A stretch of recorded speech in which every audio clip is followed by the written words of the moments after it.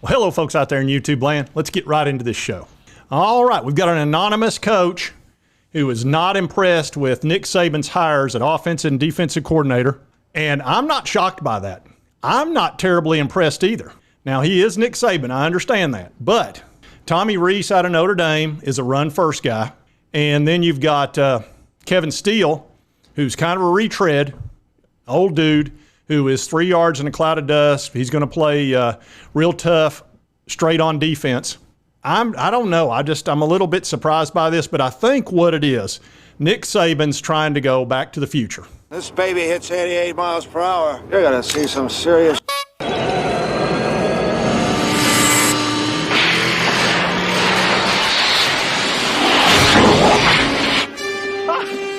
did I tell you? Yep. Old Doc Saban. I can tell you what he's doing. He's trying to go back to the old days when he was winning national titles with great defense and a manager at quarterback, a game manager, and running the football. And the reason he's doing that is almost certainly because of Kirby Smart at Georgia and their success.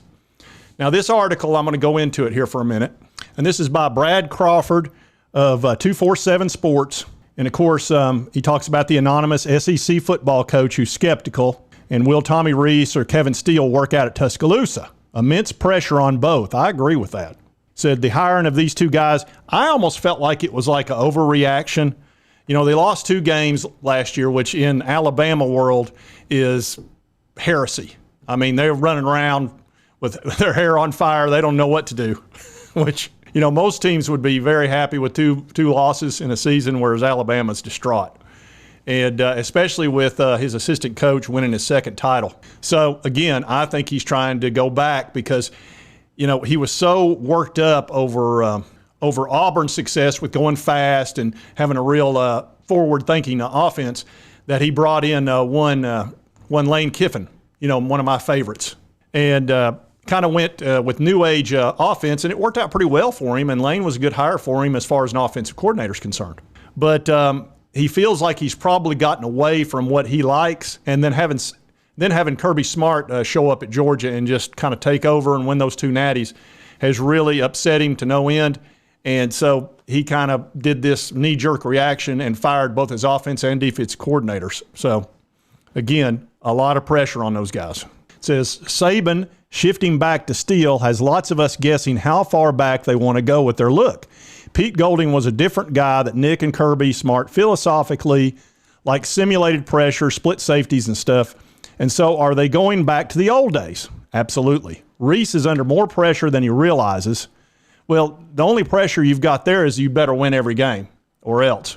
Says it doesn't matter that he came from Notre Dame, which is crazy to say, but that's Alabama. He said, I don't think you can look at his Notre Dame stuff as a preview because he's going to have a lot more depth at the skill positions and a different game entirely. Steele's coaching experience in the SEC and elsewhere stretches decades, while Rees has spent the last 3 seasons at Notre Dame.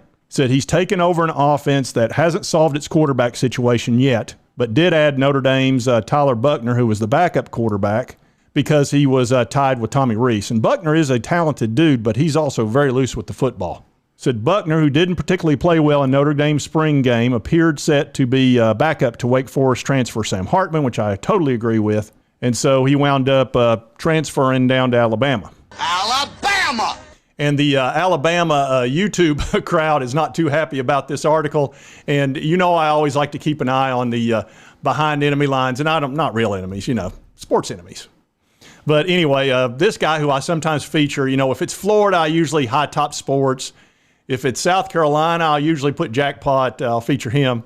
You know, if it's Georgia, sometime I got to do Uncle Lou. And, man, that I take tons of grief over that. You know, like a Clemson, I might look for not Bobby Durkins or Pigskin Pete or all that. I just like to kind of see what they're thinking about all this.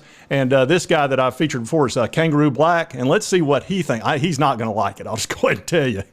The great one, Nick Saban. He still have non-believers among the coaching ranks in the SEC. This article I'm reading was written yesterday. And the name of it, it's on 247 Sports. Anonymous SEC football coach skeptical of Nick Saban coordinator hires at Alabama. Are you serious? A coach questioning the great one, Nick Saban about who he's hiring? Are you serious? I just can't believe it. I can understand fans still question it. And if coaches was questioned, they should have been questioning when he first hired them. Not now. Nick Saban is a proven coach guru. You got so many coaches within the SEC and outside of the SEC that came up under the Saban coaching tree. They done went to Coach Saban's rehabilitation coaches clinic. A lot of them. I don't even gotta name them. We all know. Okay, listen at this, man. Just listen at this. Nearly all of Saban's coordinator hires during his illustrious tenure with the Crimson Tide have worked out well for the team, and he expects the same for the veteran Kevin Steele, who's now in his third stint on the Saban and Reese, an up-and-comer in the coaching ranks. And I guarantee you, if it's not this season, it'll be next season or the third season. Somebody will be looking for Tommy Reese to be their head coach, guaranteed. Yeah, I don't think Kangaroo's too impressed with that article, or at least the anonymous coach. But as you know, occasionally I get lucky and I manage to find out not who the anonymous coach is, but I was able to ask him a question and to interview him a little bit, which sometimes I luck up and get to do that. I would like to thank 247 for helping me with that. So anyway, I am going to ask the question. Now, Coach, obviously you're not real fired up about the hires by Nick Saban. You're obviously quite skeptical about them and you question them. What do you have to say about that? Well, now, here's my position. It's pretty obvious what Coach Saban's trying to do. He's trying to copy the best team in the SEC, and really a team that's won 2 national titles, and really nobody's even touched them.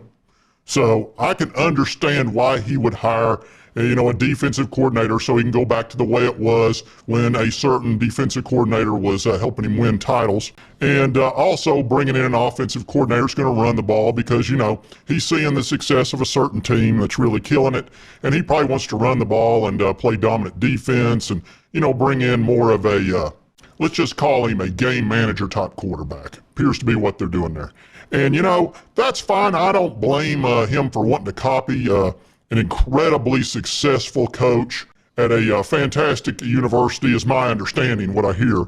And, winning all those natties like they've been doing recently. So I get why he's trying to copy and do all that and makes sense. But, I'm not that impressed with these 2 coordinators. That's all I'm really saying in this. And, nothing personal against Kevin Steele or Tommy Reese. But, they're really probably playing for second place in the SEC, and that's really for every team involved. There's one great team in the SEC, really one great team in the nation, and unfortunately, it's that team in red. I wouldn't know anything about that, but let's just say he's really got an uphill battle, and I don't see a couple of coordinators, one of which is a total retread, showing up and making that much difference. So anyway, you know how it is. Just thought I'd grant you this little interview. See you later there, Sports Talk Jay. Now, look, I'm going to keep looking to try to figure out who this guy is. I'll bring in my team like I always do, a forensic scientist, and we'll eventually get to the bottom of it. But, look, when they're anonymous, they cover their face, they disguise their voice. It's really difficult. So, I will do the best with my team. And now, look, we did discover that one time that Nick Saban was talking to Coach Scarduzzi. And look, that took like a month for us to figure that out. That was very difficult. So it may take at least a month on this one too. So, don't over-expect that it's going to happen anytime fast. It might take 2 or 3 months. But anyway, we will find out who this anonymous coach is. But anyway, I did want to cover this because I know the Alabama folks are a little bit touchy. Look, they got a huge chip on their shoulder right now, which makes them a little bit dangerous. It's almost like an animal out in the woods. When they get wounded, they're even more dangerous. Well, their pride's wounded right now. And Nick Saban is not happy. And that usually is a recipe for difficulties for teams playing them. But I'll tell you what, 2 new coordinators and not having your quarterback squared away, that's a little bit tricky. So, we'll see how this goes. So anyway, I just thought I would share this with you about the anonymous coach and all that good stuff. I like to, keep my eye on our opponents. And if you like this content, be sure to hit that like button. Lets me know to continue to cover the Vols, Alabama, Florida. Florida's my nemesis. Yeah, they're my Newman. Never forget that. They'll probably always be mine. There's just something about Florida that irritates me. But anyway, right over here is a recent video that I just did. You might want to watch this. This is the toughest Vol ever. And it's pretty interesting. It's kind of a new thing I'm working on. But be sure to check that one out. And we'll see you next time on Sports Talk Jay.